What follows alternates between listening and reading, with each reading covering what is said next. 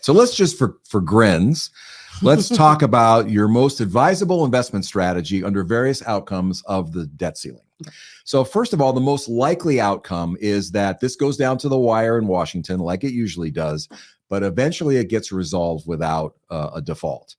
We've endured many of these in the past, and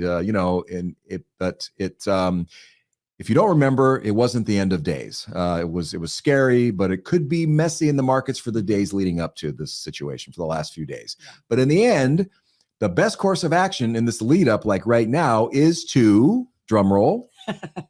I bet you can guess what I'm going to say if you've been watching for any length of time. I have no idea. Staying invested in your carefully constructed, globally diversified investment portfolio structured for your personal financial goals and risk tolerances. Right.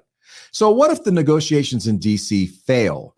What if we get the worst case scenario where the markets are in mayhem, we've defaulted on our debt, and what happens then?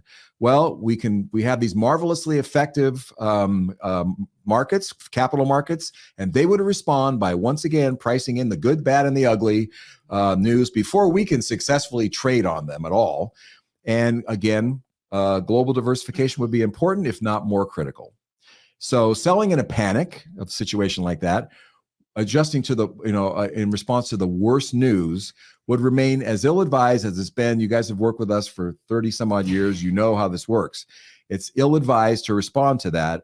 So in other words, your best course of action would be to stay invested in your carefully constructed, globally diversified investment portfolio structured for your personal goals and risk tolerance. Well done, Angela.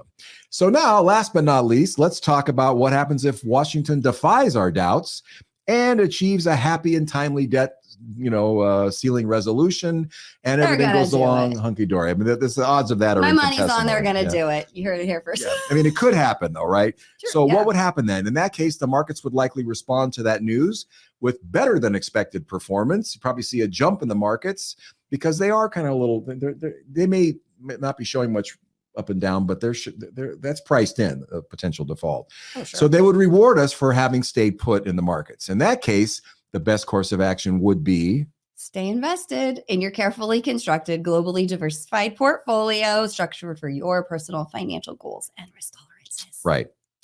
So, the thing about investing is you have to embrace and tolerate unexpected events. The world is full of them. There's no such thing as being invested in the capital markets and thinking it's going to be smooth sailing forever. You got to incorporate the fact that there's always going to be unexpected events happening, and you just can't prevent them. So staying the course is really advisable, because the reward for staying the course is you end up getting higher returns typically than you would get in safe money. Right. That's why we invest in the first place. We're taking on risk for reward. If the risk wasn't present, you would never see 8 to 10% returns in stocks over time. Exactly.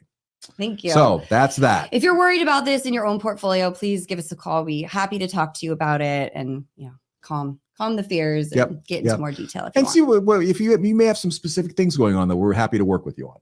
Yeah, for sure. Okay.